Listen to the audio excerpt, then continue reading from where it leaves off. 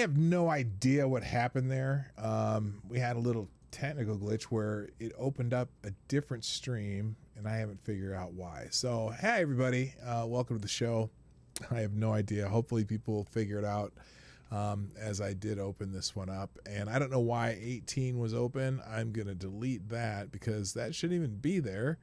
That was yesterday's, and can't figure it out. Anyway, good morning. It's Thursday, FTG Thursday, and now I have to go find some because I've been frantically trying to figure out why my stream wasn't streaming on the right right tab. But whatever, one of those things, boomer moment, whatever you want to freaking call it. Anyway, hi, and we're gonna do FTG Thursday, and now I'm gonna have to wing it a little bit, but I have a few already, so let's just go ahead and play the intro, and we'll come back and see if I can figure out what the hell I just did. Bye. Ladies and gentlemen, coming to you live from the Lucky Dog studio in a hidden location somewhere in the upper Midwest of the United States of America. It's a brother making his own way, but with all the wrong opinions. Welcome to the Morning Night Live with your host, yours truly, PDawg Knight. All right. Stop the music. Good morning, everybody. Welcome to the Morning Night Live. I'm your host, Marty, also known as Dawg Knight on the internet. And welcome back to the Dawg Knight Channel. Hopefully you can hear me a little better today. I don't know what was going on with my setup yesterday. It really wasn't getting full sound, and I can't figure out why. But hopefully I've got it fixed today. It looks like it's going a little better. Let me try a couple settings here. We'll turn this up. Does that help? Yeah, it does. Okay, that'll work. Now I just got to turn down one of my other settings, and we should be okay. I don't know why I've been so soft lately. Not soft like soft human, but just soft sounding. And I've been trying to work on these settings on this mixing board that I have. And I sometimes it works and sometimes it doesn't.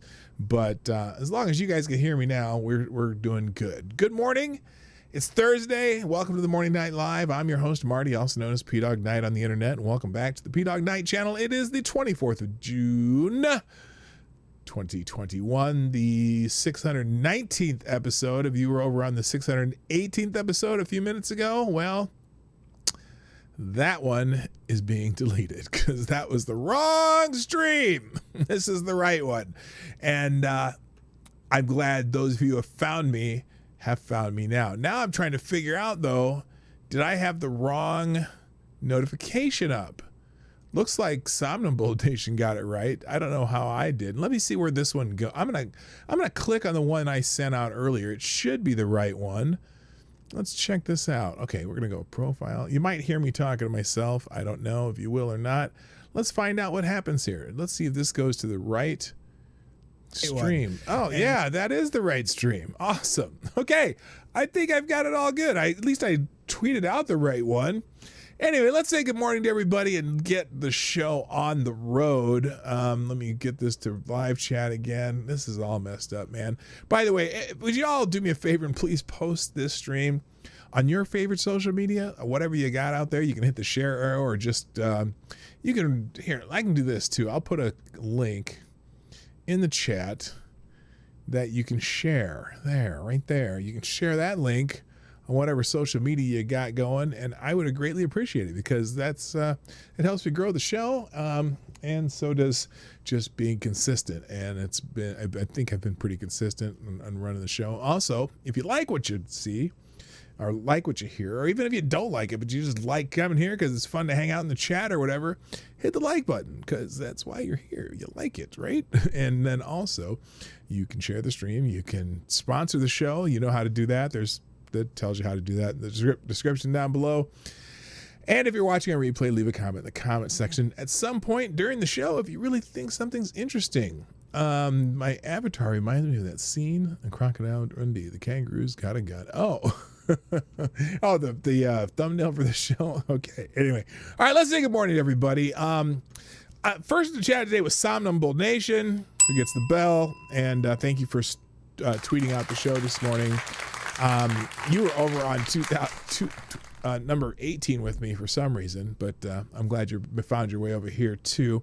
Also, good morning, Scribe Light, Dog Thrapple. Put out a little Dog Thrapple out there. Good morning, Mike Savage. Good morning, Gunfox61. What did I do? I don't know. Also, Thomas Cleaver, who yells first, no matter what time in the stream you get in here. Actually, you were pretty close to first. That was pretty good. Also, good morning, Lord Stanhope, Wikipedia snippet, Select a Boy. Yeah, also, boy. Good morning to, I said Mike Savage. I already said Blarg. I know I did. Also, Kay Shull's in the house. Nice to see you. Keenan's here. Hello. It's not streaming on the right tab because PDawg has gone lefty. Oh, that could be it. Okay, I see what you did there. Also, good morning to Keeverdam, a.k.a. Dr. Keeve. Also, good morning to Attack Alpaca. Am I gotten everybody? That's kind of everybody. Tyler F's in the house. Thanks for tweeting out the show. Also to you, sir, and everyone else who's retweeting and all that stuff. So, interesting hearing in the House of Representatives yesterday. And there was a general who came on, who I have on here first. And I don't know. Well, let's just go through what he had to say, because there was just one clip that's making the internet howl, and also D-bag Brian Williams decided to jump in on this. But here's the thing: this general Mark Milley, he's the Joint Chiefs Chair, the chairman of the Joint Chiefs of Staff. Hello, Richo, how you doing? And I did not block you yesterday, Richo. We were all asking. I started asking you questions after you asked me that, and you were still in the chat, and I was typing to you, but I think you left. So, but I know what time of day it is when we come versus when we're here. So there's apparently some times where you may not always hear what I say, but I'm glad you're here. I'm glad you're back. All right. So, Chairman of the Joint Chiefs of Staff chimes in on teaching critical race theory at the United States military academies. And he gave a little impassioned plea. And I just want you to listen to it. Now, this is from the New York Post, but it's a C-SPAN link. Listen to what, because I think Matt Gaetz and a couple other asked him about teaching critical race theory at the military academies. And so he had this answer. Oh, there's more people. Jonathan Pedersen, how you doing? Okay, I got caught up there. And D.I. Freighter Watcher, what's happening? And Tarai Deos is in the house. Nice to see you. I'm a part of the military. I'm a part of the military. That was a typo with no space. I was trying to, I'm apart from the military. I'm part of the military. So anyway, Joint Chief Staffs in the House hearing had this to say, and I found we're gonna go through the whole thing, and then I'm gonna go back kind of piece by piece, because there's some interesting things that he says here, and so I'm fascinated by it. But here, I may not go through. I may just go ahead and cut things off. Hello, Jaded Emerald. What's happening? So, and Advocate Stiabi's in the house. All right, people are starting to figure it out. I had, like I said, I had a mistake when I started this stream, and now I'm on the right side. All right, here we go. Mark Milley talking to the House of Representatives, and I think he's addressing Matt Gaetz in particular. He does mention in particular, Matt Gaetz is a former Green Beret, and had some questions about this. But anyway, here we go. First of all, on the issue of critical race theory, etc., I'll obviously have to get much smarter on whatever the theory is. Yeah, whoa, wait. There's something very, very important he just said right there. Listen to the beginning of this again. It's I don't want to go by this, because you got to hear it very carefully. All right, listen to what he says. First of all, on the issue of critical race theory, etc., I'll obviously have to get much smarter on whatever the theory is.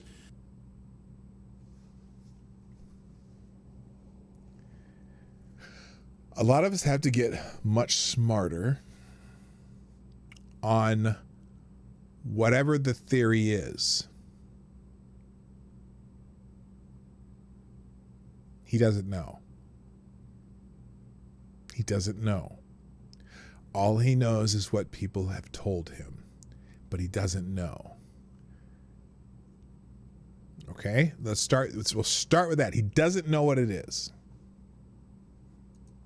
But I do think it's important, actually, for those of us in uniform to be open-minded and be widely read. And the United States Military Academy is a university. Okay.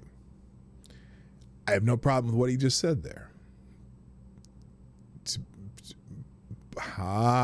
But fascinating. He doesn't know what it is, but he thinks he should be open-minded and okay, let's keep going. And it is important that we train and we understand, and I want to understand white rage. What? Whoa. Wait a minute. What? I want to understand white rage. What is white rage? What's the relationship between critical race theory and white rage? That's an interesting statement there. But you said you don't know what it is, but you're equating white rage, and then he goes on to say, and I'm white, and I want to understand it. So what is it that caused thousands of people to assault this building and try to overturn the Constitution of the United States of America? What caused Whoa. Hello, King Uncommon Law. And Jaeger Pony, my favorite Canadians in the house. Okay, wait a minute.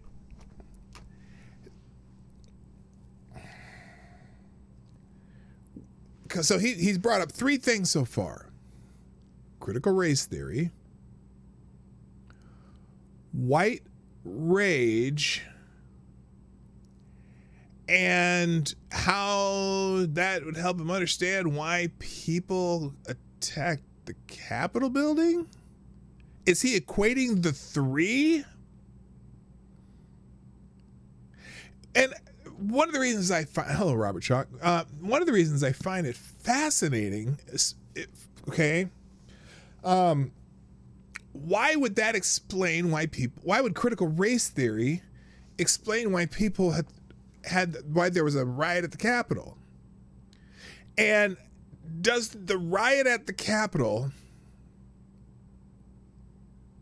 have anything in common with any of the previous riots at the Capitol? Because it's not like this is the first one. Oh, it's the first one that's related to the right, because there's been riots at the Capitol from the left many times. In fact, in the last year, or the last couple of years, what caused people to attack the Supreme Court building when they were going through the confirmation of Brett Kavanaugh, when they were trying to pound their ways into the Supreme Court building? Was that white rage, or was it a protest that got a little out of hand? It got out of hand. Not even a little out of hand. Got out of hand, just like this last one. Now, granted, there were some other factors in this one on January 6th that we're starting to learn about.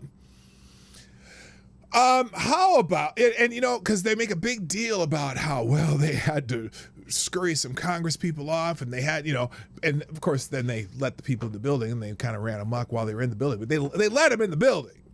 Okay.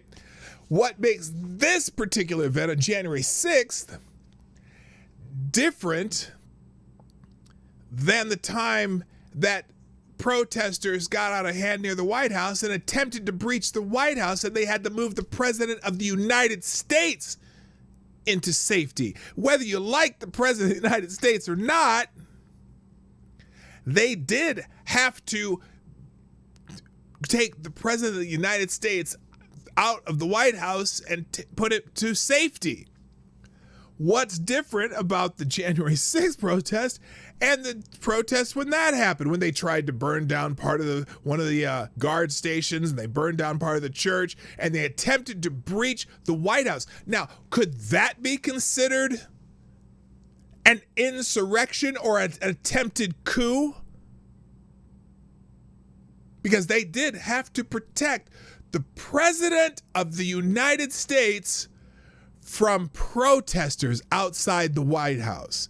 How is that different than January 6th, where they had to protect some congressmen and congresswomen from protesters outside the Capitol building?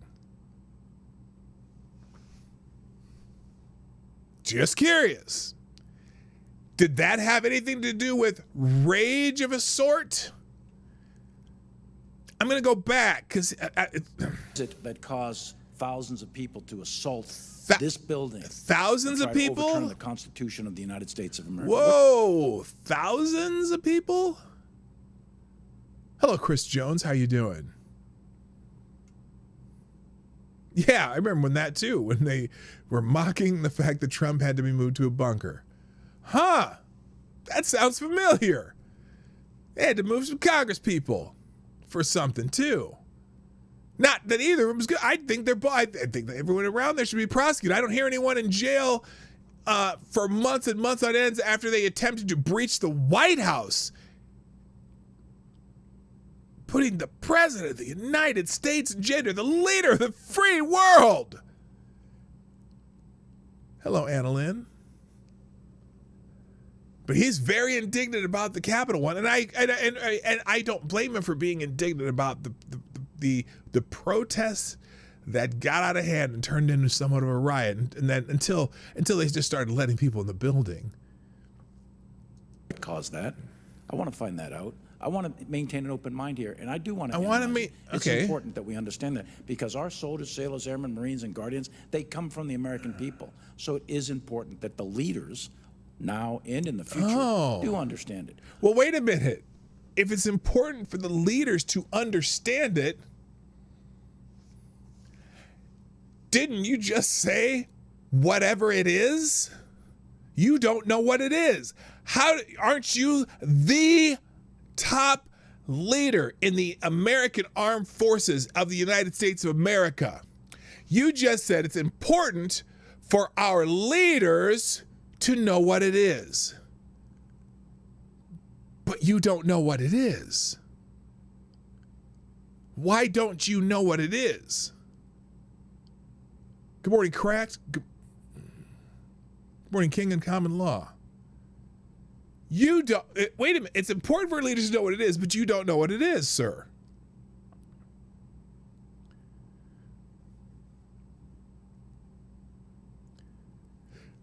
And this is a highly decorated 4-star general. The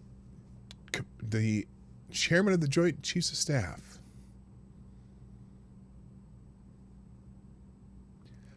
White rage. Is that, in fact, and he equates what happened at the Capitol as white rage. So everyone who does something at the Capitol it's related to, well, yeah, I guess the protest tends to be rage, I guess. But it's interesting, he frames it as white rage. One of the first people who got arrested at the Capitol, one of the very first that got arrested at that protest was a black man. Now, granted, he was LARPing as a Trump supporter because he was actually an Antifa guy. And he was the one saying, burn this shit down, burn that shit down. Remember him? Jonathan, whatever the hell his name is. By the way, please like, share, and subscribe. This is fascinating.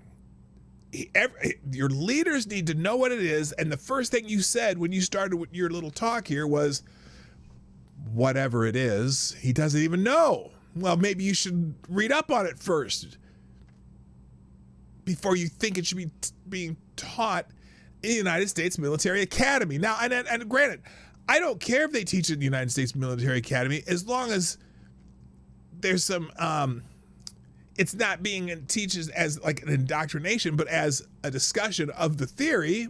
And if it's, if it could have a robust discussion of if it's true or not, that's fine. I don't care. But you don't know what it is. And you think the leader should know what it is. And you're the ultimate leader. Just curious, General. And look, those stars these little stars right here, and all these awards here, and these are combat tours or combat, awards, whatever. I have the utmost respect for this general, but he's wrong. And so sir, you're wrong. Let me continue. I've read Mao Zedong. I've read Karl Marx. I've read Lenin. That doesn't make me a communist. Ah. So you've read Karl Marx, you've read Mao Zedong, you've read Lenin. So are those things that should be taught in the United States Military Academy? It shouldn't be taught as an ideal, because when they talk about critical race theory, they think you're saying that you want to understand white rage. How is critical race theory going to help you understand white rage? And white rage is a term that is, I would think that's a little bit antagonistic, wouldn't you, General? I mean, do you want to talk about black rage? Do you want to talk about Hispanic rage? That's a loaded term, General. Again, when they start bringing up this equity shit in the military, I don't want equity in the military. I do not want equity in the military. Okay? I want the snipers to be able to snipe. I want the drivers of tanks to be able to drive tanks. I want the pilots to be the best pilots. I want the people who are physically capable of, setting up a bivouac or whatever to be doing that. There is no equity in the military. People do what they do best, and you need the best at each different position. There is no equity in the military. So what is wrong with understanding, having some situational understanding about the country for which we are here to defend? What does that have to do with critical race theory? You don't know what it is. So how do you know that gives you a situational understanding of the country you're here to defend? You don't know what it is. You might want to read it. You've read Mao Zedong, you've read Lenin, you've read Karl Marx. Maybe you should read up on critical race theory and find out if it makes sense to you. Do you want Karl Marx to be the textbook for a model for our military academies? Or do you and I'm fine. Again, here's where I'm at. I don't care if they teach it, but I want to know why they're teaching it. Because you seem to think it'll teach you about white rage. How about if you think it teaches bullshit? Do you want that taught in the military academies? So look, again, maybe you should do a little research yourself there, General. How does critical race theory help the military? A theory that says people are oppressors or they are oppressed based solely on the melanin levels in their skin. See, because the military, and particularly the last 30, 40 years, it's one of those places where you either do your shit or you don't. And if you do your shit right, you keep going. And you get promoted.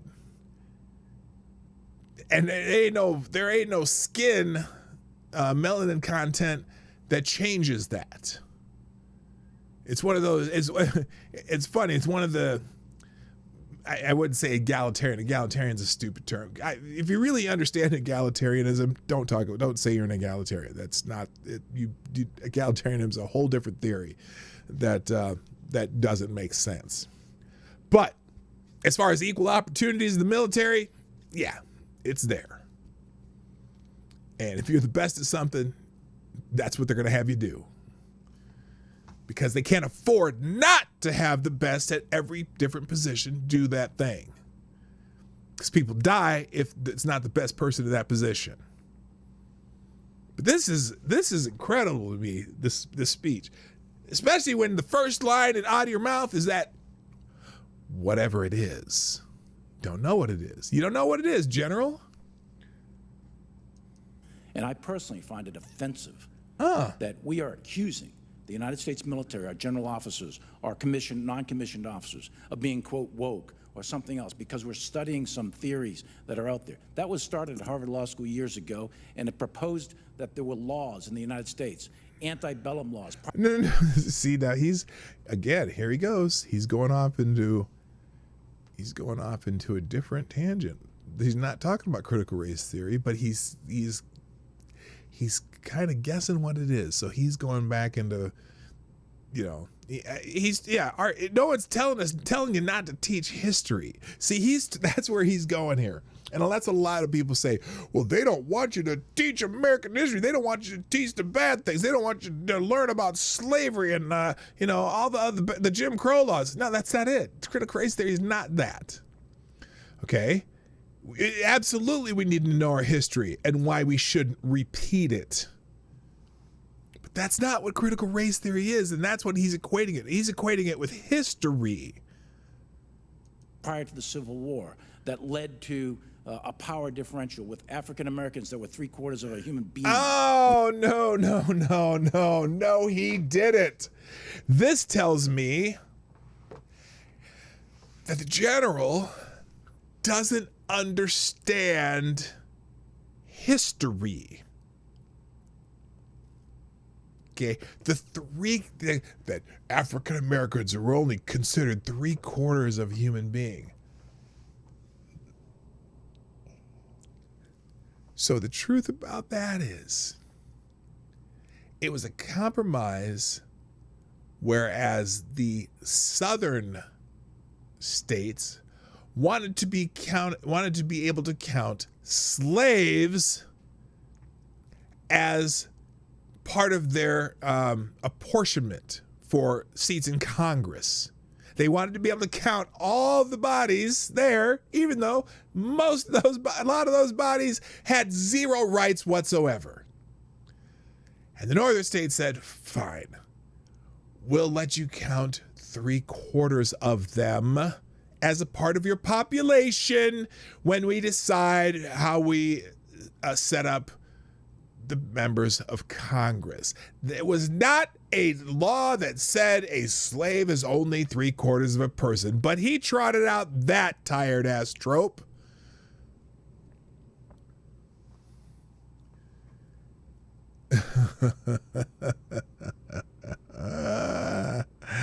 Cannot believe he just said that.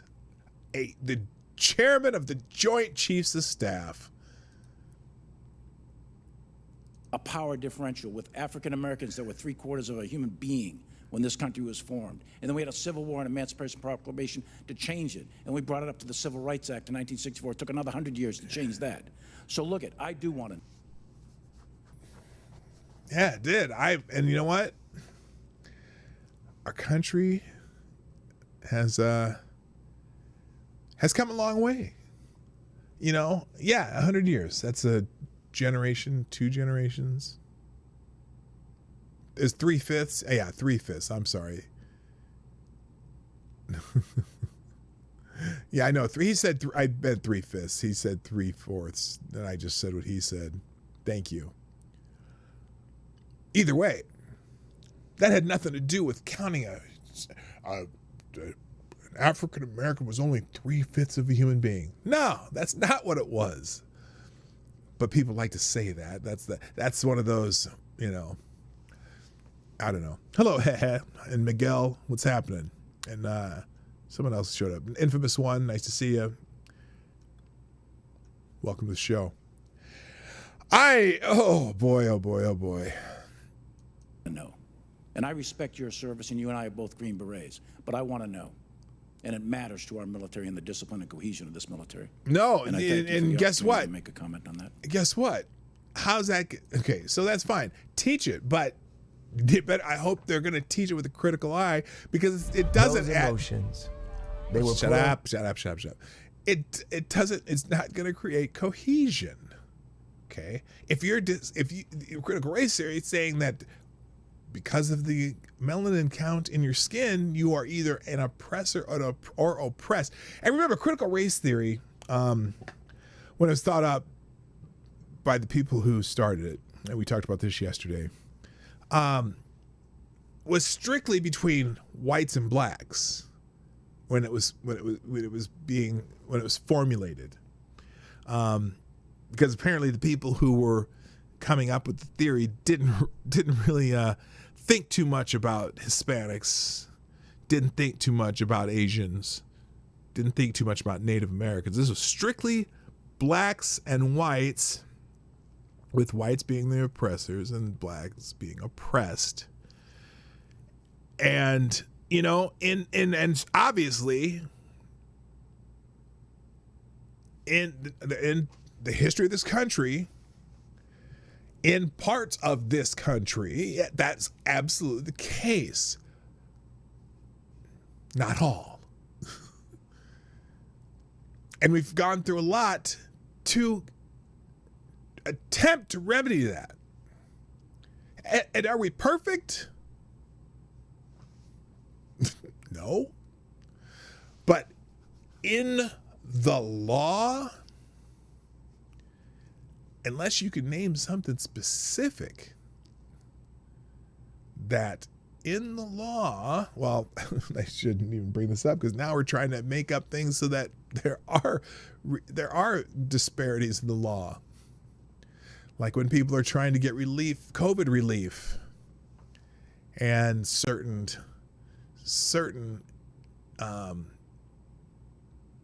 relief products are only available to certain races. And we've had some lawsuits about that. You know, and the whole thing about being an anti-racist, Kendi, being an anti-racist, meaning you should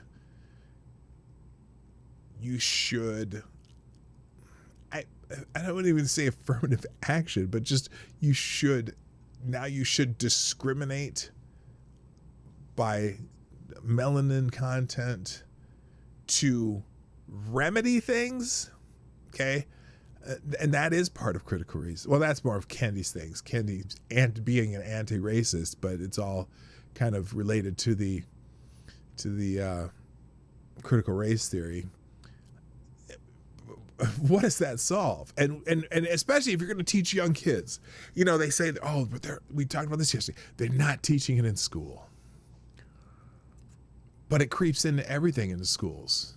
And if you give a whole set of kids the idea that they're bad because of something they can't do anything about, I mean, they're saying that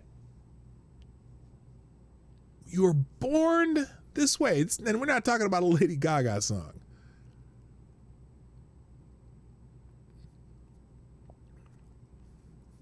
That a 3-year-old white kid is automatically racist. It's funny. My kids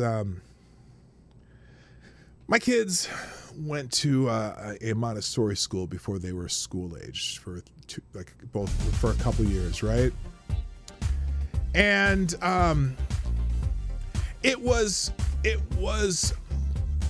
very multiracial. Okay, I'm not sure why my suburb, that's a very, very melanin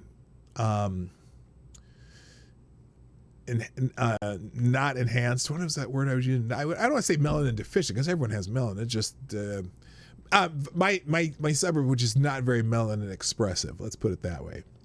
But this particular Montessori school right down the street from us was incredibly diverse.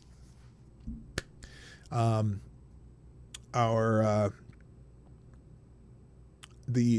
head of the school was this wonderful Pakistani woman. Love her to death. Not Pakistani, Bangladeshi. Anyway, she was a wonderful woman. And there was kids of all races in this Montessori school. And it's fascinating. The kids didn't have any hierarchy. They didn't have a hierarchy, despite the fact there were multiple race kids in this school.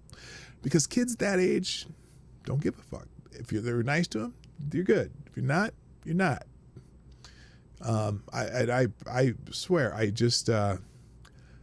went and I volunteered there quite a bit. And I just watched kids play and enjoy each other, and didn't have, any of that thing that this guy thinks that we need to teach.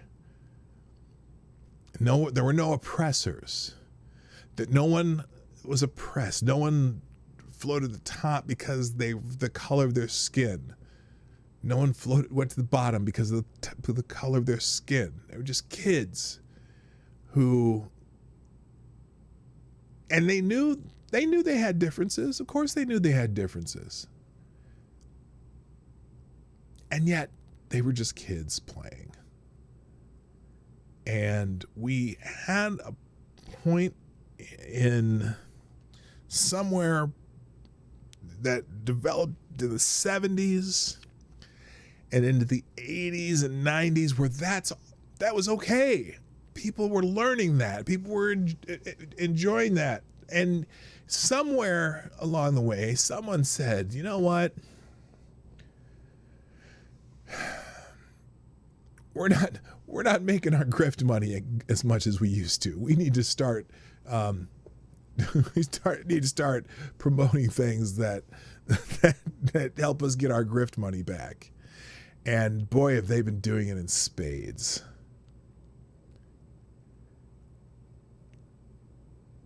Real quick, thank you, Black Hebrew Israelite, for being the first sponsor of the show today. If you want to sponsor the show, you can do that through YouTube Super Chats and or Streamlabs. Now, if you do YouTube, you're giving 30% to Susan, but that's okay. Whatever you do, whatever you prefer, that's fine. But Black Hebrew Israelite, you are the new Streamlabs Superstar sponsor of the day. Also, good morning, sir. Nice to see you. Who says, this is not a warrior. This is a brainwashed sheep who got promoted over qualified officers. That's right. I don't know. I know that, I don't know how they decide to promote someone to be the chairman of the Joint Chiefs of Staff. Trideos, wait, someone said something. Oh, I missed something up here. 3/5 compromise is why Amazon diversity is 30%, then 50%. They're shilling for HR1 so they can get infinite bailouts. I'm sorry, I'm just going to go back and look at the chat here a little bit. They always relented to those whose IQ is smaller than their shoe size. The bell curve is right, and I'm embracing my inner racist as I can't stomach this fishing bullshit. Yes, I hear you there, D.I. Fredo Watcher. You have to interview for your stars. They look for yes men. Yeah, obviously the Joint Chiefs. Well, I know during the Obama administration, they were promoting basically a lot of people who were ideologues. And so I know that, and I don't know what happened during the Trump years if they made many changes, but boy, this guy seems to be right in line with those. And but I don't have it. First of all, I still respect the man for what he's been, where he's been, and what he's done. You don't get this far in the military if you haven't done something right. And certainly he's done plenty right. I just think in this one instance, he is wrong. Kim Crenshaw, one of the creators of CRT, was also one who helped create intersectionality later on. Oh, no surprise there. Let's see. They have to do science leads on their own. All right. Anyway. All right. So Joint Chiefs of Staff are appointed. Yes, I am aware of that too. But man, it's just now I got to show you though, because there's a couple other articles on this thing, and I got to show you just how different people have covered it, and it kind of blew my mind. One of them, but let's show you this one first. So this is Newsweek. Now Newsweek, General Mark Milley's passionate defense of critical race theory viewed over 6 million times. It's viewed over 6 million times on Twitter. That doesn't mean that's viewed because it was good. I'm pretty sure that the Capitol riots were viewed over 6 million times on Twitter, and those were not good. I'm sure that, I don't know. There's all kinds of things that have been viewed millions of times on Twitter that are not good. And I'm gonna imagine that some people are looking at this. We viewed it twice here today, and I viewed it a couple times yesterday on Twitter, and I didn't think it was good. But I like the adjective here. Mark Milley's passionate defense of critical race theory, something that he doesn't know what it is. How is that a passionate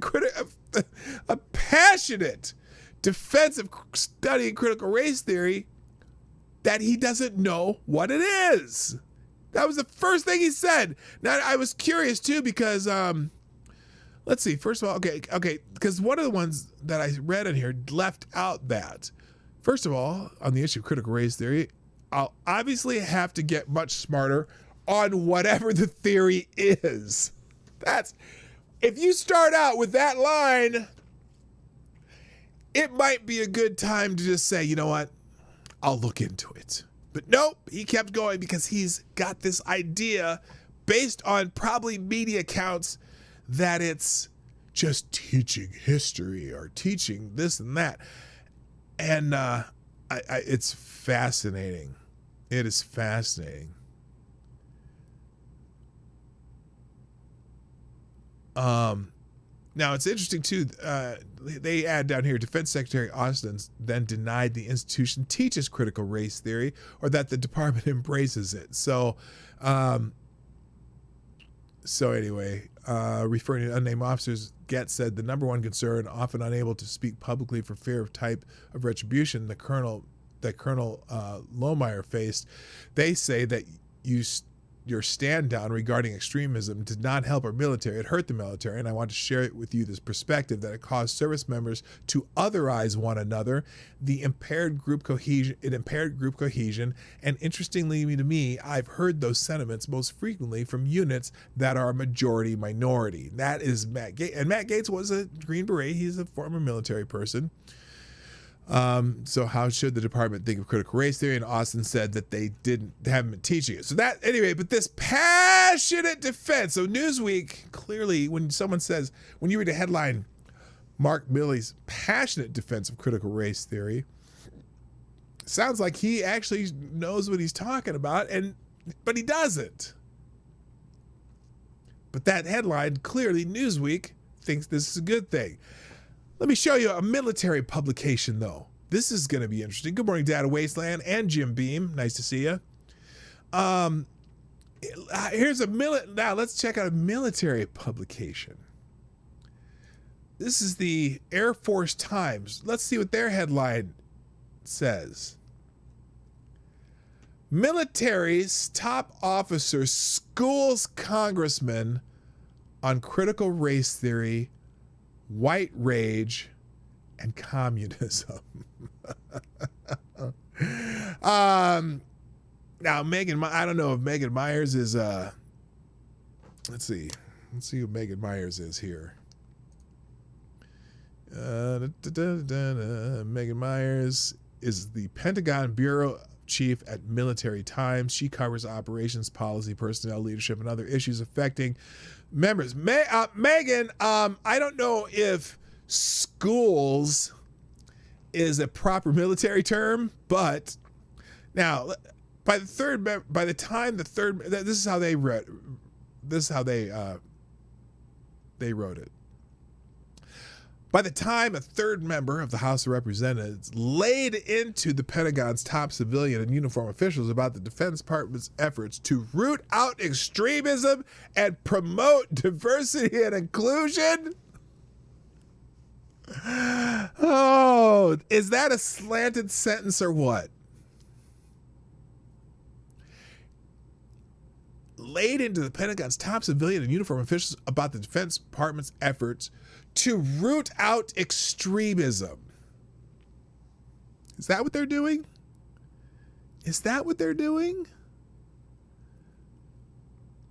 And promote diversity and inclusion.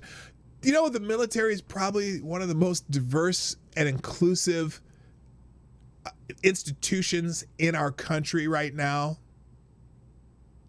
Probably by far. Yeah, diversity and inclusion in the United States military. only someone who has no idea. Well, maybe, well, no, because they're in the United States military.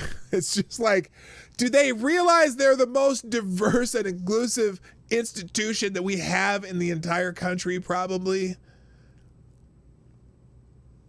It's amazing. The chairman of the Joint Chiefs of Staff had had enough. Earlier, Defense Secretary Lloyd Austin smacked down. Is that a military term? Is this an article, a news article in the New York? Or is this an opinion column in the Air Force Times? The Air Force Times writes this.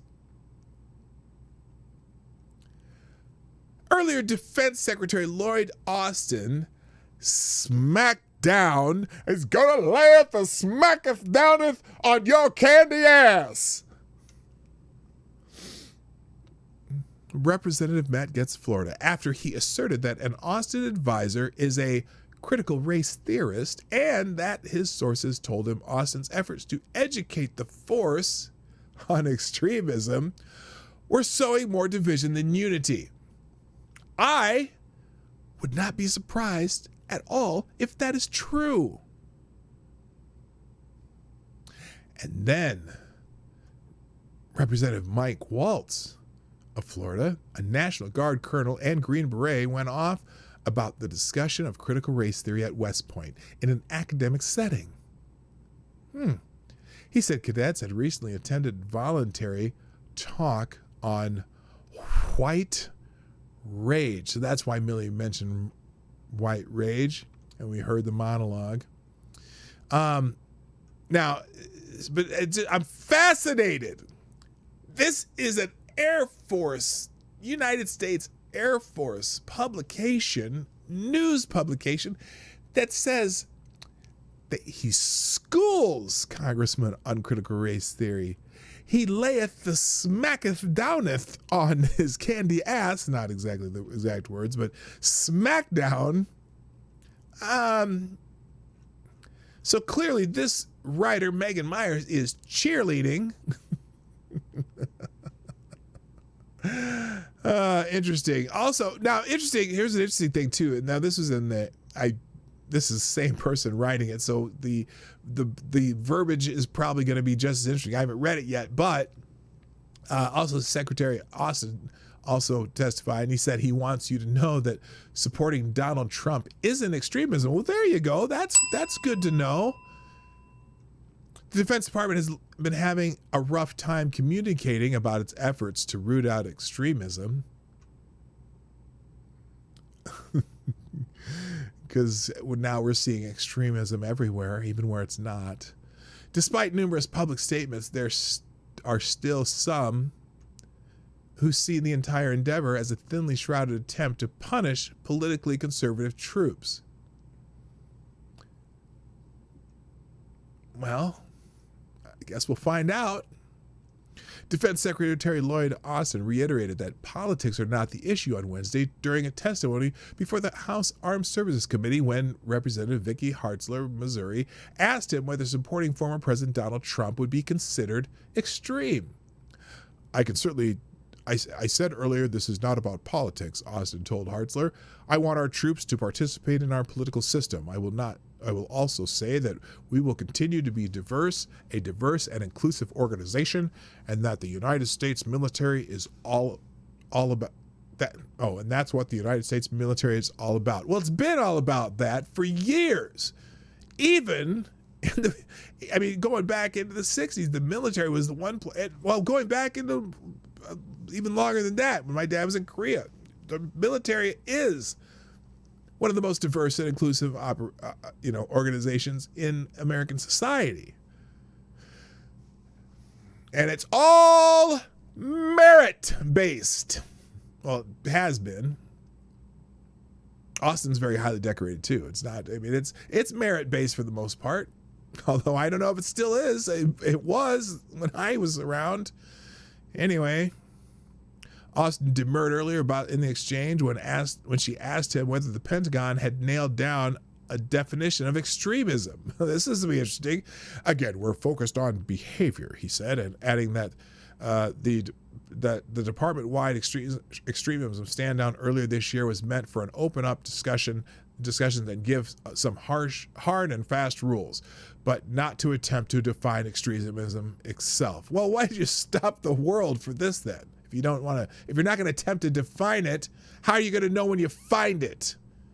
Hello, BossTube. If you're not going to define it, how do you know when you find it? The issue of supporting Trump or wearing his "Make America Great Again" merchandise did come up during at least one organization's stand down. Ultimately, most of us chose not to say too much in the meeting, past the guy asking if attending a MAGA rally or liking MAGA stuff on social media would be flagged behavior, which we all concluded would not be flagged, a Navy civilian told Military Times in March. Later, Austin went head-to-head with Representative Matt Gaetz of Florida, who told Austin that in speaking to service members, the number one issue they bring up is the department's efforts to address extremism, that it has divided people rather than brought them together. He then accused, now this person clearly does not like Matt Gaetz, which is fine. You don't have to like Matt Gaetz, but just you can tell how she writes. He then accused Bishop Garrison, Austin's senior advisor for human capital, diversity and equity and inclusion. Okay. Lloyd Austin has a senior advisor for human capital, diversity, equity, and inclusion. Why? Why? This is the United States military. We teach people to, when someone says put your head down, you put your head down and then you ask questions later. We teach leaders to know when you're supposed to tell your platoon to put their head down in a way that they put their head down and ask questions later. And we find the people who are really good at telling people, to knowing when people should put their head down, to tell them to put their head down in a way so that they put their head down without asking questions until later. That does not require an advisor for human capital, diversity, equity, and inclusion. I don't give a rat's ass about equity in my military. And as far as diversity happens in the military. It's one of the most diverse institutions that we have in the United States of America. And all I care about is that there are people who can do each job there is within the military correctly so that it supports their brothers and sisters in arms. And that so that when we need to go end people, we're able to do it efficiently and with as little loss as possible. Diversity, equity, inclusion? Don't give a rat's ass about it. Not in the military. There is no such thing as equity. There's no equality. It's not, nobody's equal. There's no such thing as two equal people who are going to gain the exact same thing out of your military. Oh my God. Anyway, Austin replied, "We do not teach critical race theory and we don't embrace critical race theory. I think that's a spurious conversation." Okay. I guess I'll take his word for it for now, I guess. Critical race theory, which has become a hot button issue in conservative politics. Again, interesting. This is interesting writing. This is, I certainly, perhaps this military writer or this person for the Military Times is not just a civilian out of journalism school and maybe has their first job, right? Critical race theory, which has become a hot button issue in conservative politics, is the idea that racism is not just an individually held belief, but that can be baked into legal systems and policies.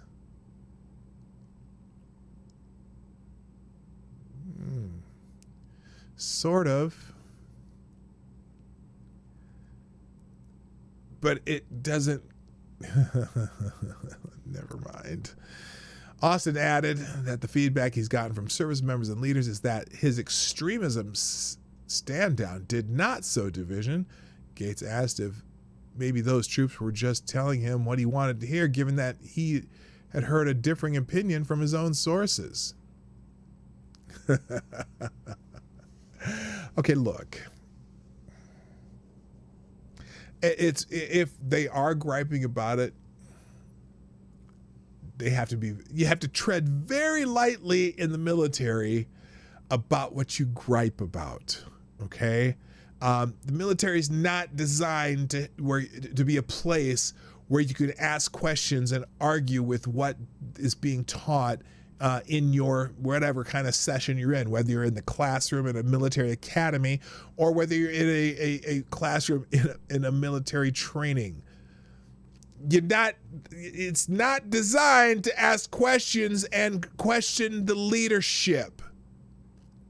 So the idea that he's going to hear it, they're going to hear it directly from the troops that during this stand down is very much less likely than troops talking to someone outside of the military about what their experience.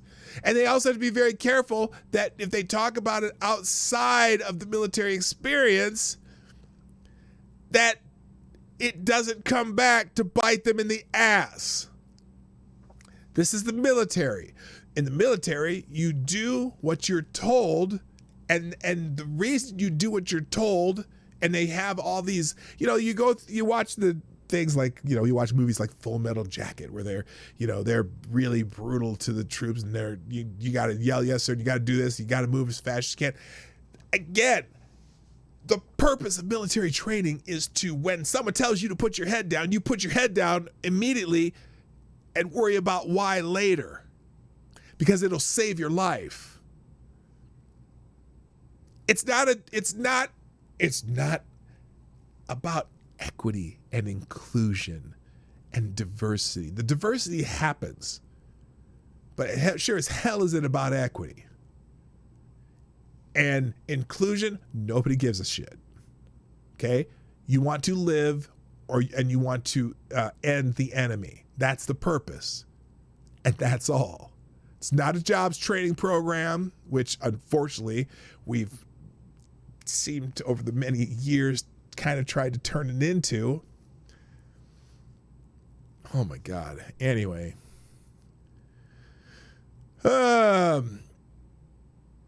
Austin's reply to that was, I get it. I'm smart enough. And that does happen. Austin shot back. Yeah, maybe they're telling you what you want to hear. Oh, is it?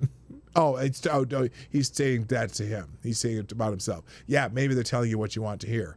Now, while Austin doesn't have an extremism definition in hand, he has asked his experts to come up with one. He stood up a working group in April that is tasked with forming one, in addition to reviewing screening capabilities and training and education. The issue is performance. Brian Michael Jenkins, a senior advisor at RAND Corporation and the former Special Forces officer, told Military Times in May, and that is, to what extent may these beliefs, whatever they are, interfere with, interfere with the mission of the military? Are they such that they might disrupt unit cohesion? Are they such that they will actually interfere with effective military action, whatever that job is? Though Austin hasn't set a deadline for creating that definition, the working group is due to provide him a progress report and some recommendations for more projects in July. So good luck, everybody. Good luck. I hope they figured out, and maybe Mr. Milley will brush up on what critical race theory is and see how it goes. Anyway, Twitter, Brian Williams is trending because he badmouthed Matt Gaetz. So, of course, if you badmouth Matt Gaetz on Twitter, especially after this, then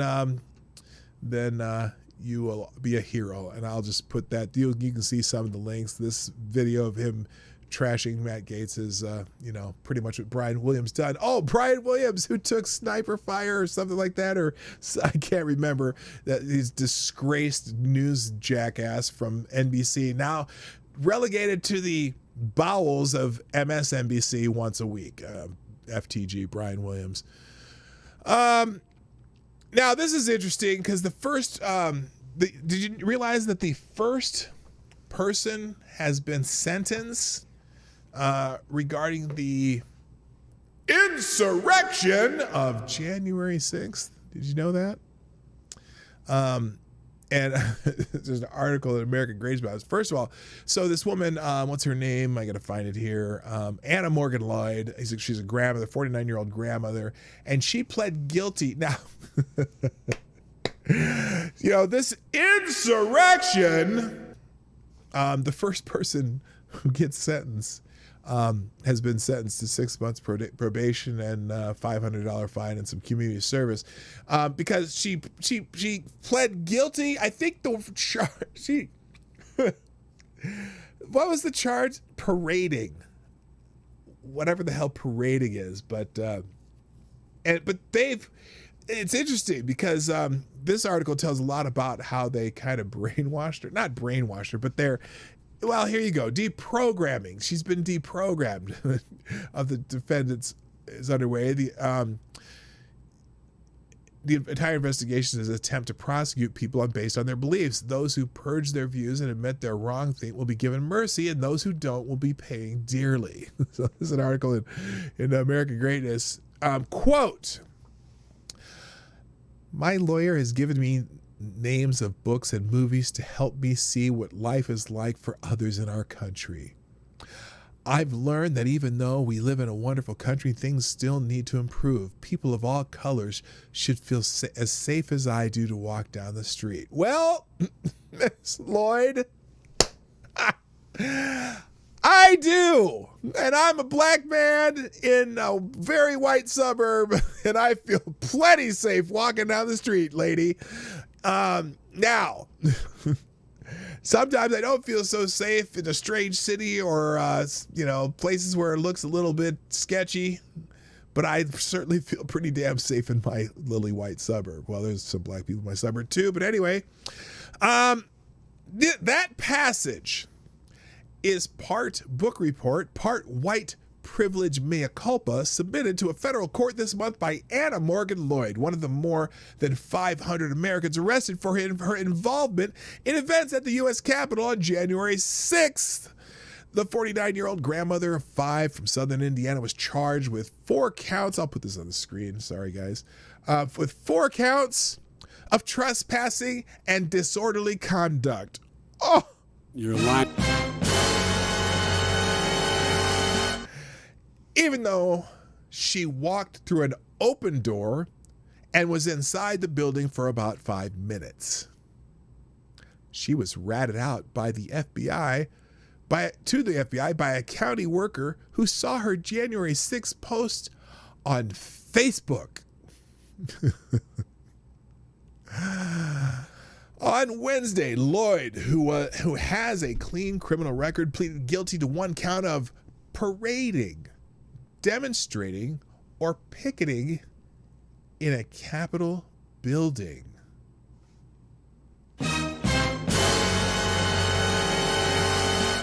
But not before she consented to undergo a re-education exercise at the urging of her court-appointed lawyer. Like many January 6 defendants, Lloyd does not have the means to hire a private attorney. It's safe to say that Heather Shaner, a D.C.-based criminal defense attorney representing a handful of January 6 protesters, does not share the political beliefs of her Capitol clients, which is why she's forcing them to read books and watch movies highlighting dark chapters in U.S. history. I wonder if she's making them watch Django Unchained. In an interview with Huffington Post, Shaner explained her belief that this is the most wonderful country in the world. It's been great for all kinds of immigrant groups, except for the fact that it was born of genocide of the Native Americans and the enslavement of people. Sounds like the 1619 Project. Shaner's legal captives are learning the hard way that the government will do what the government will do when one resists their commands to comply. Not only have their personal lives been shattered, finances depleted, and reputations destroyed by an abusive Justice Department investigation, Shaner's clients must be indoctrinated with leftist propaganda about America's alleged systemic racism.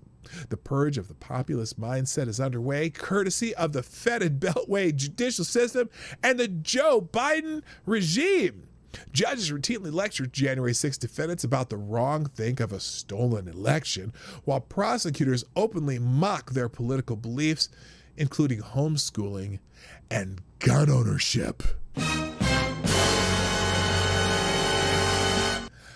I have had many political and ethical discussions with Anna Lloyd. Shaner wrote in her motion agreeing to the plea and probation for Lloyd.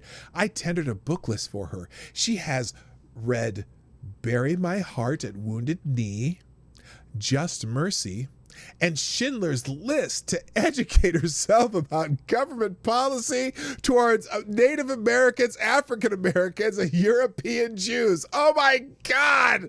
Schindler's List? Oh! We have discussed the books and also about the responsibility of an individual when confronting wrong. What does that have to do with why Ms. Lloyd was there? So this DC public defender believes that those people were there because of racism. That's racist! Shaner also told the court that Lloyd watched the Burning Tulsa documentary on the History Channel, as well as Mudbound. Now, that's actually a pretty good movie. Anyway, a story of two families, one black and one white, living in the same property after World War II. On the face of it, there's nothing wrong with watching or reading any of Shaner's book lists. What is very wrong is a taxpayer-paid attorney, one who's supposed to fight the government's charges related to January 6th, not play along with its phony depiction that white supremacists attacked the Capitol, using her authority to reprogram the political views of people she is supposed to be defending. The presumption of racist beliefs is automatic. That's what I'm trying to figure out. But it all worked. Lloyd changed her opinion on the death penalty, and in her review of Schindler's List that was submitted to the court, she lamented that my son-in-law doesn't believe the Holocaust happened as it did. Why would she volunteer that?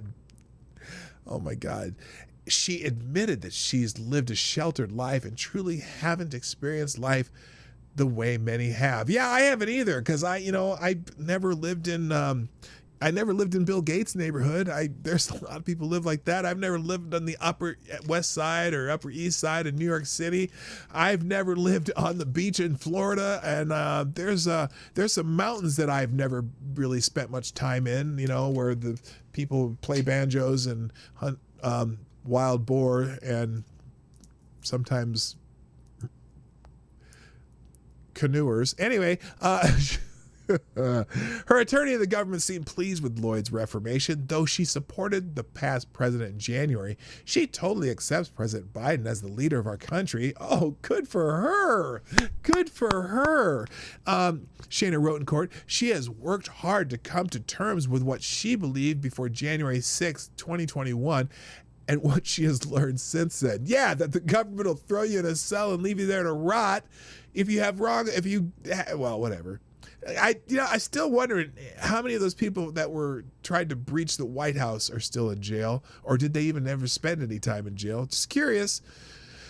Although prosecutors condemned her, quote, ill-considered and misguided commentary that described January 6th as an exciting day. Well, you know what? Look,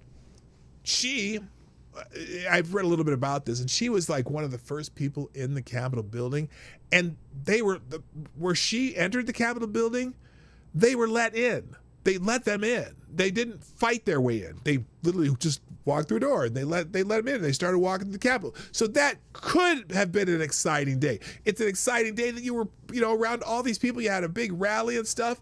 And probably until at the aftermath, she probably didn't even know that there were people fighting out there. Maybe, I don't know.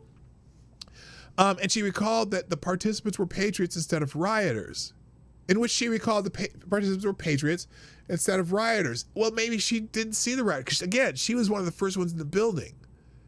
As in, there was no resistance to getting in the building when she got there. She was one of the first 50 there. They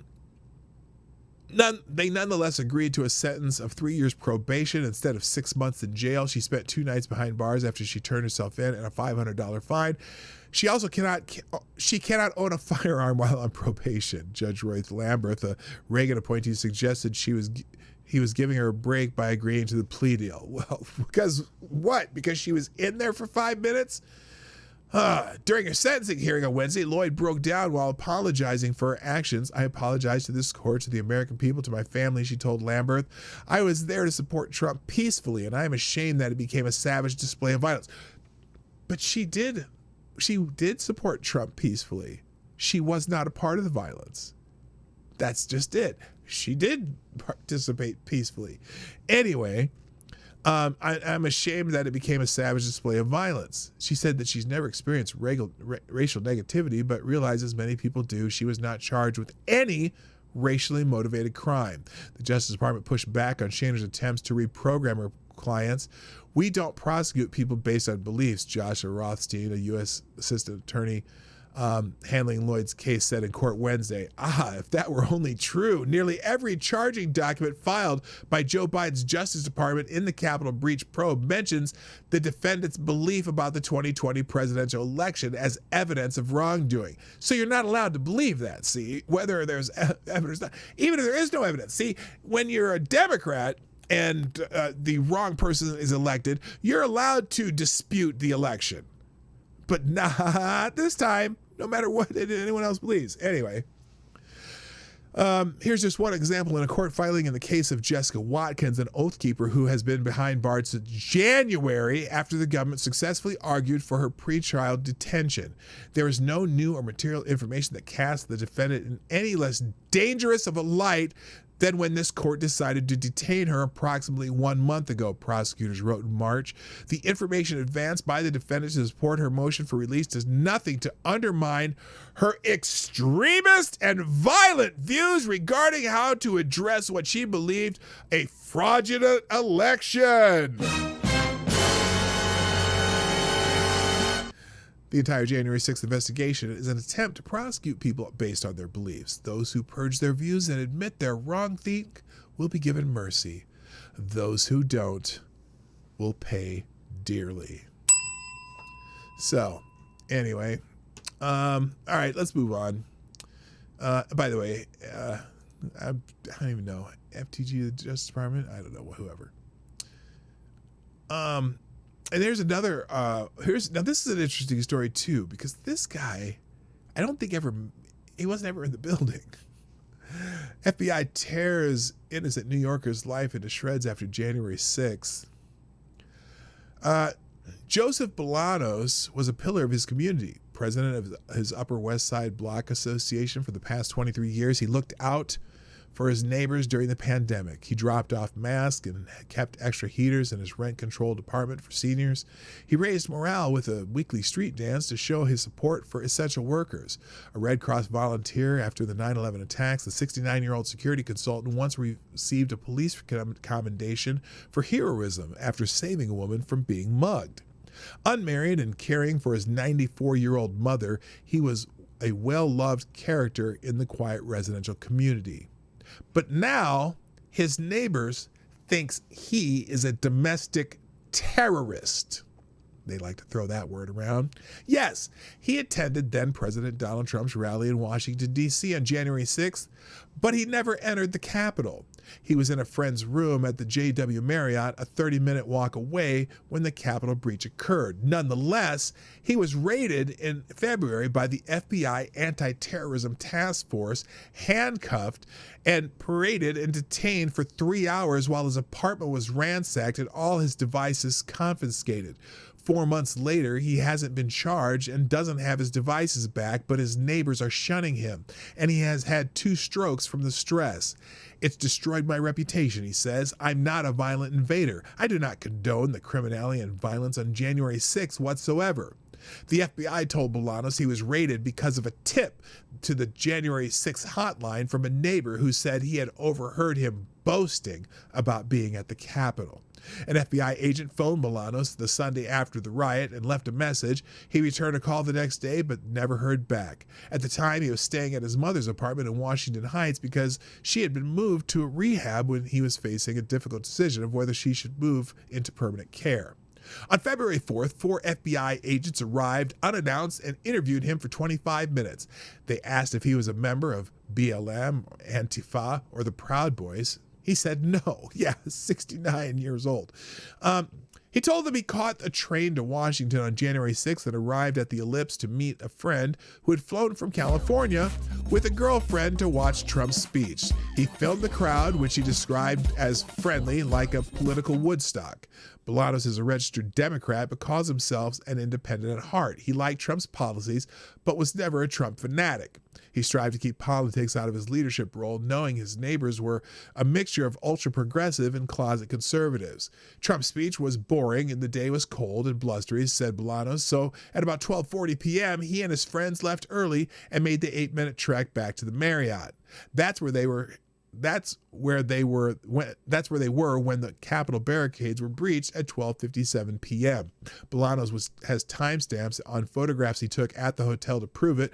One inside the room was taken at 1:41 p.m. Another out the window of the street below was taken at 1:45 p.m. Another photo was taken at 2:04 p.m. inside the hotel elevator. He said that He says that is when they decided to head back to the Capitol to see what had happened with the Electoral College count.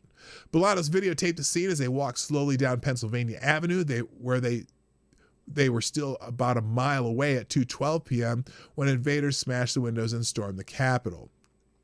They arrived at the rear of the Capitol about 12:45 p.m. Unbeknownst to Bolanos, inside the building, Ashley Babbitt had just been shot. He and his friends stood on a patch of muddy lawn about 400 feet from the wall of the Capitol taking photos. The riot was all over. There was no hint of violence. If you were shooting a movie at that location, you would never know anything had happened. No police were there. The only disorder he remembers seeing was a pile of overturned bike racks.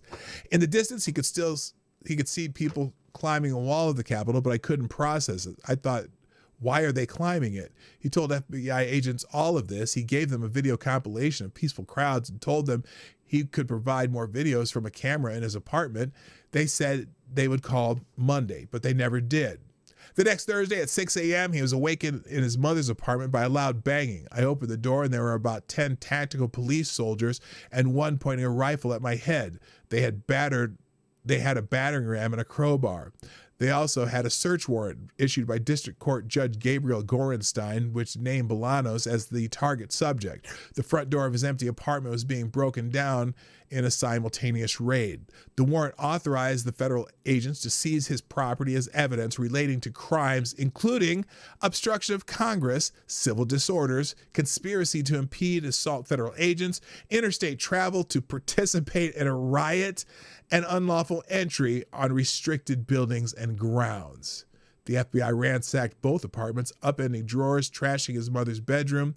He was handcuffed and taken outside to an FBI car to be interrogated for 4 hours.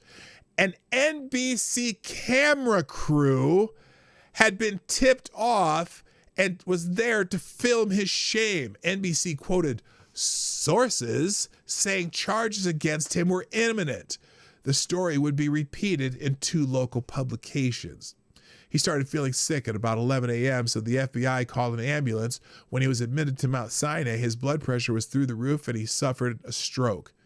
The neighbors he had helped all those years have turned their backs on him. One woman who cooked him a nice dinner last Thanksgiving wrote him a nasty note. I hope Antifa gets you. Wow, what a gem she is. Bolanos is bereft. He has not been charged, and he insists he has committed no crime. Like thousands of other law-abiding Americans who went to Washington on January 6th to see the president speak, his life has been ruined by a hysterical witch hunt for phantom domestic terrorists. The violence that day was terrible, and those responsible are being prosecuted to the full extent of the law as they should be. But the overkill stinks of the sort of political purge you see in communist China.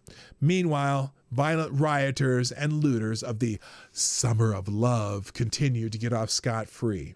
This is not justice. Great article by Miranda.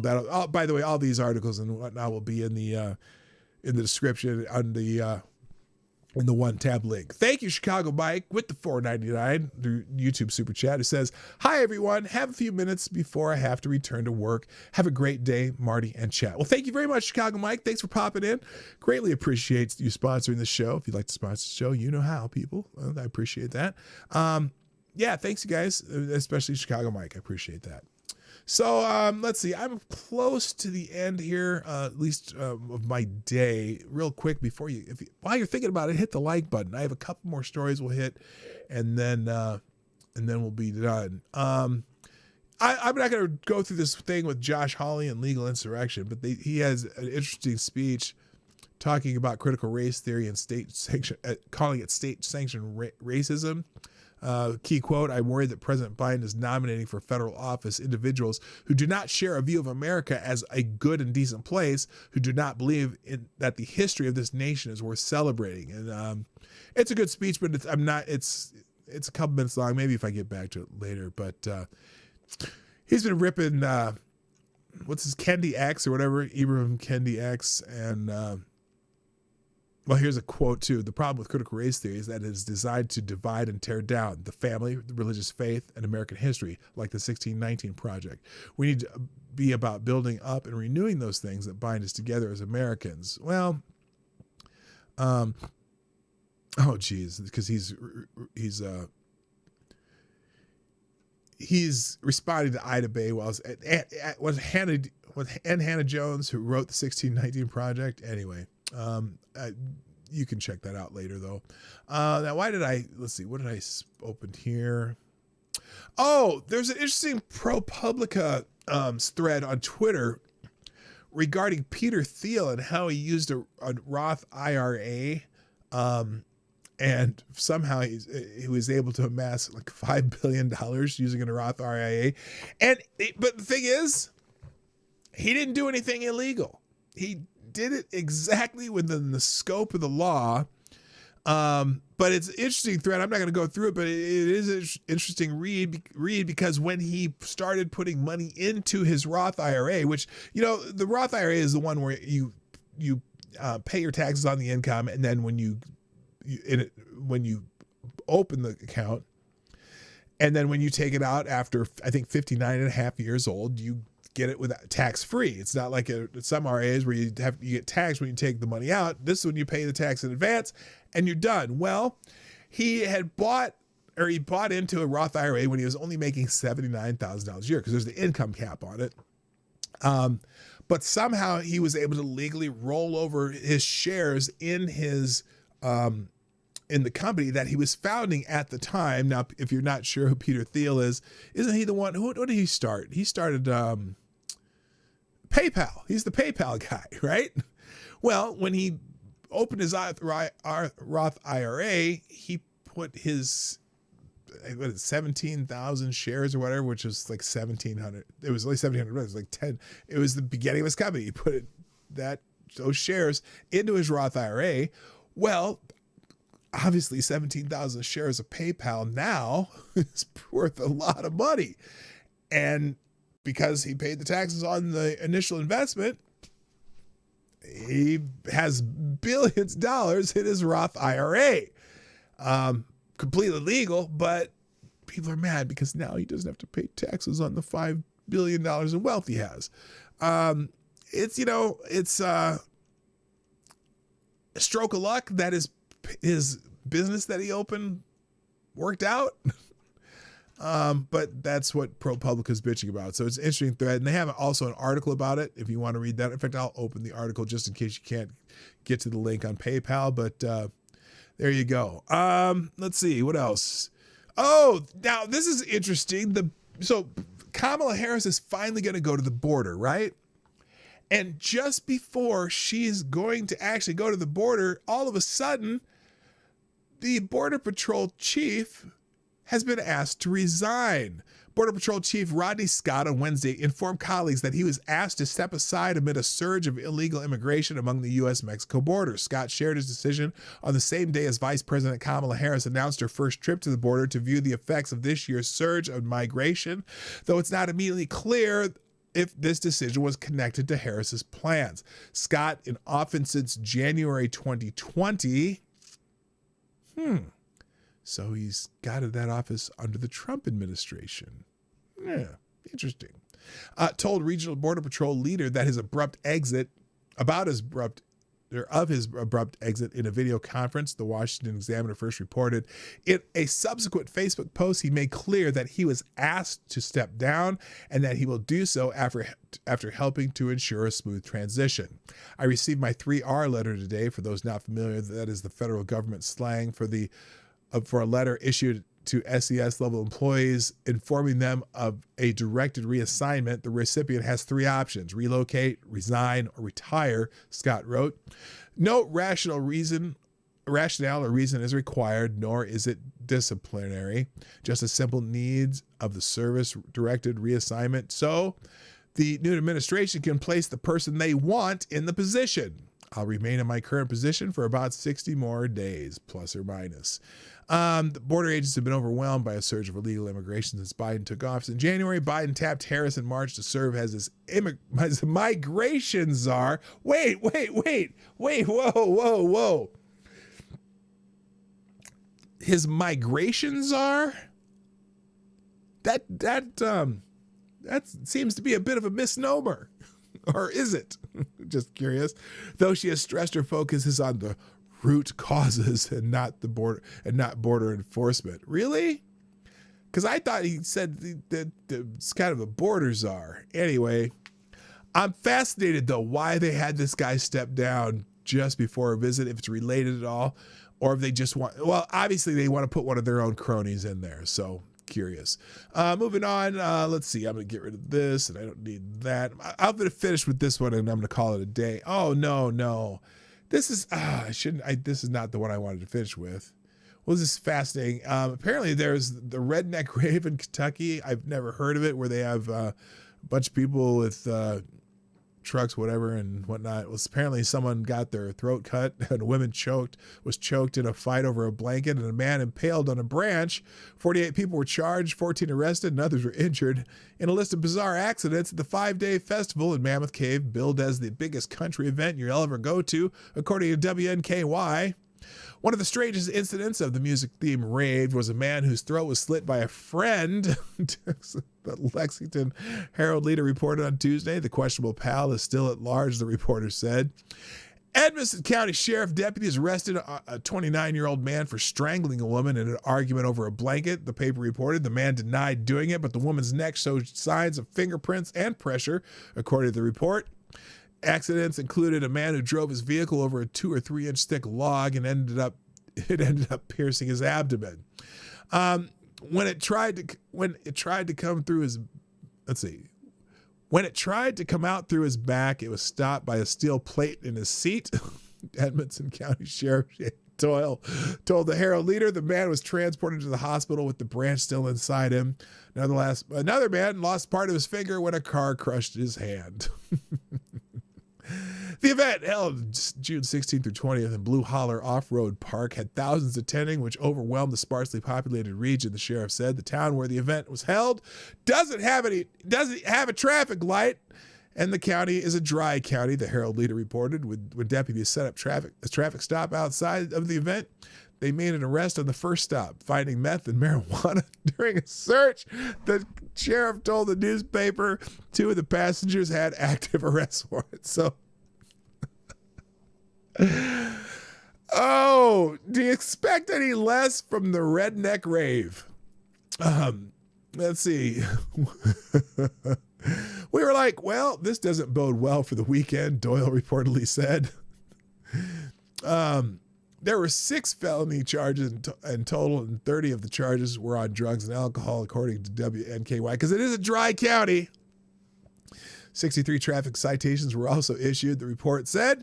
No one answered the call from the Post at the sheriff's office on Tuesday evening, and an email from the Post wasn't immediately responded to by Redneck Rave representatives. So anyway, and then a Facebook post on the group's page called the event a success.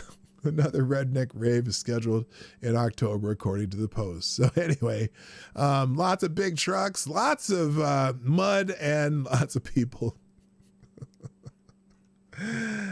Oh, drinking alcohol in a dry county. That sounds like a country song.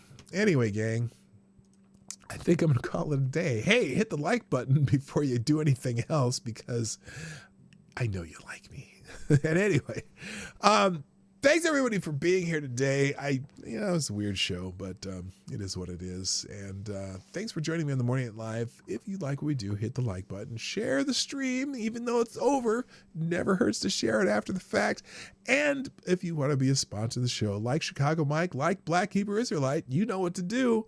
And you can do it on a different day. I'm here Monday through Friday, 10 o'clock Eastern, 9 o'clock Central, 1500 GMT for my friends in the other parts of the world that like to show up on a regular basis. I appreciate every single one of you. I hope you have a fantastic Thursday. Tomorrow's Friday, and I'm happy about that too. Anyway, we'll see you tomorrow. My name is PDawgKnight, and I'm out of here. Bye-bye. I want to play the intro. I'll play the outro. There we go. Bye. Hey, this is PDawgKnight, and thank you for watching today on the PDawgKnight channel. If you have an observation or remark you'd like to make about this video or my channel, I absolutely welcome you to write it in the comment section down below. I really look forward to hearing from you.